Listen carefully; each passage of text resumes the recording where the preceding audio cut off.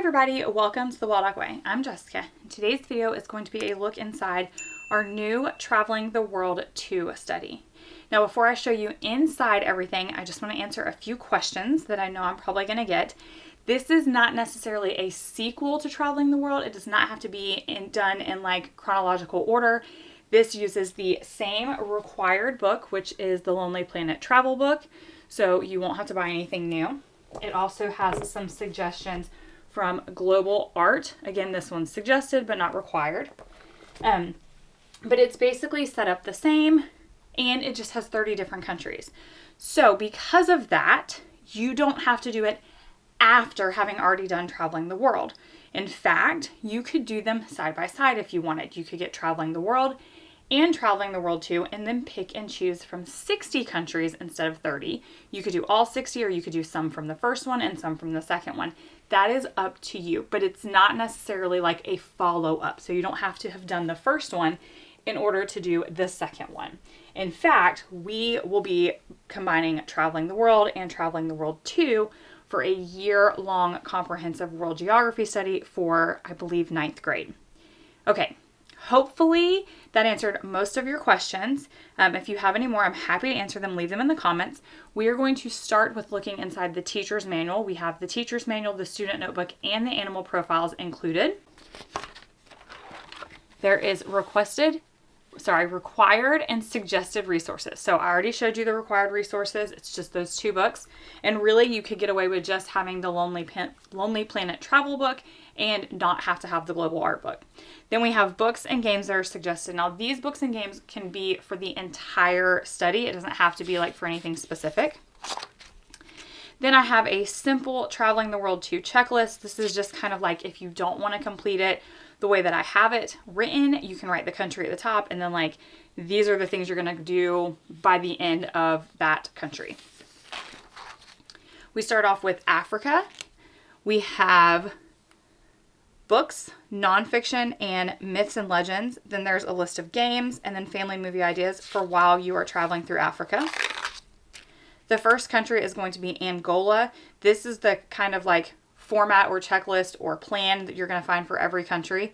So it tells you what to do on day 1, on day 2, on day 3, on day 4, and on day 5. This is like the meats and potatoes, if you will, for the study. In the teacher's manual, for every country, you're going to find a suggested book list. All of those are clickable links to make it easier for you. You're going to find some activities that you can do, which will all be in the appendix, which will be in the back. I'll show you in a moment.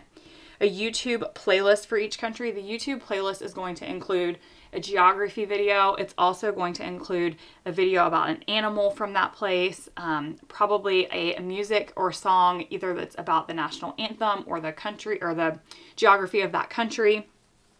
And then there is a suggested recipe.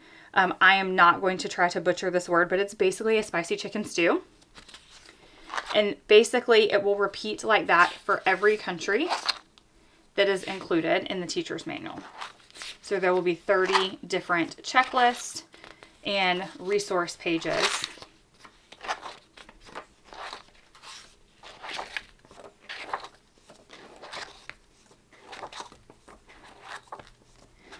Then we're going to get to the appendix, and it's going to tell you how to use all of these things. You have postcards, snapshots where they can draw different things that they would have done in that country.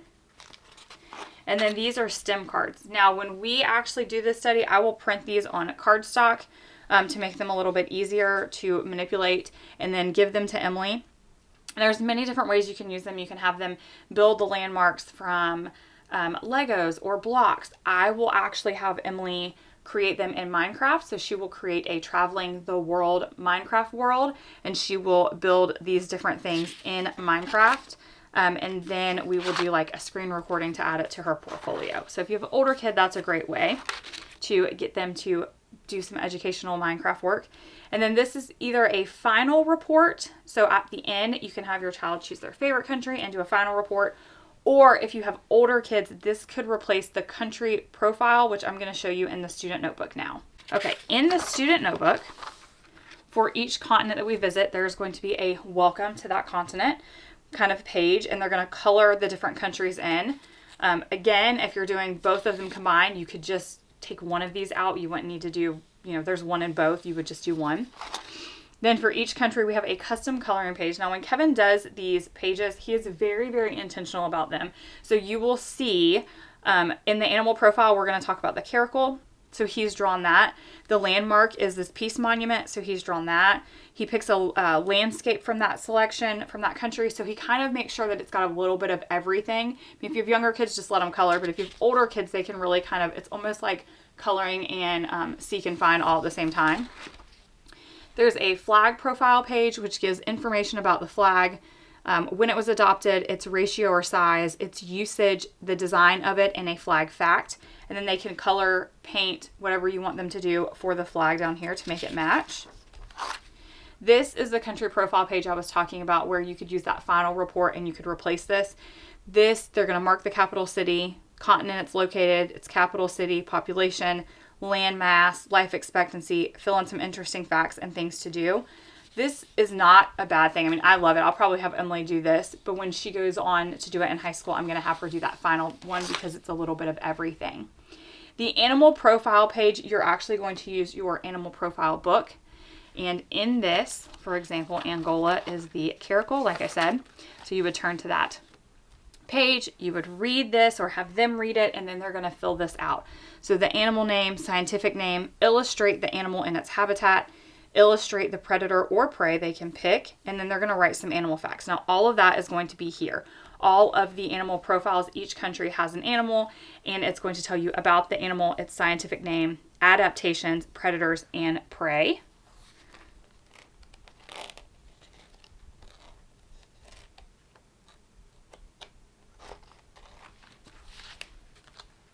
And then in the student notebook, those pages are going to repeat. So like, for example, you're going to do a coloring page one day. You'll do the flag page one day. You'll do the country profile one day. You'll do the animal profile one day. And you'll just keep repeating through that for all of the different countries that are included.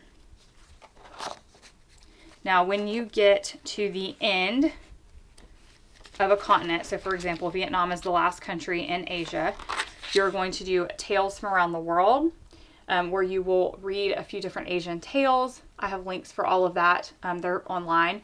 And then you're going to have them write kind of their own Asian tale. They can illustrate a picture up here. And then again, you've gotten to a new country, so you have your map. So you'll flip back to this map as you're traveling each time. You will also have a passport. This is a quick way for you to be able to stick your stickers or tape them or glue them in. All of the flags will be provided, and you can put them into your passport as you're traveling as well. Then of course, we've also included some games. So we have a bingo game that lists all of the countries, and then I have cards for all of the countries. So the cards include the country names, the country flags, the animals that we learned for each country, and the landmarks that we learned for each country. So with these cards, I've included a lot of different ways that you can play. You can do memory, and you can match like the animal to the country or the landmark to the country, or you could do a 4-way memory and try to do all 4 of them. You can also use these as your calling cards for your bingo. So you could pull this flag and you would mark Botswana off, or you could pull this landmark and mark Denmark off. So there's multiple different ways to play with these cards. You can also use these cards for a continent sort, where you would sort them for which continent they're located on. And again, you can do the names, the flags, the animal, or the landmark. So those are all available for multiple different plays, and all of that is listed in the play pack for how you can use those. Also, there is this Top Trumps style game. So there will be one of these cards for each country, and it has its capital, and then the way that you will play is you will pick population size, landmass, or life expectancy. Whoever has the highest wins both cards, and then you go on to the next card. This also could just be used as like flashcards because they're wonderful for that too.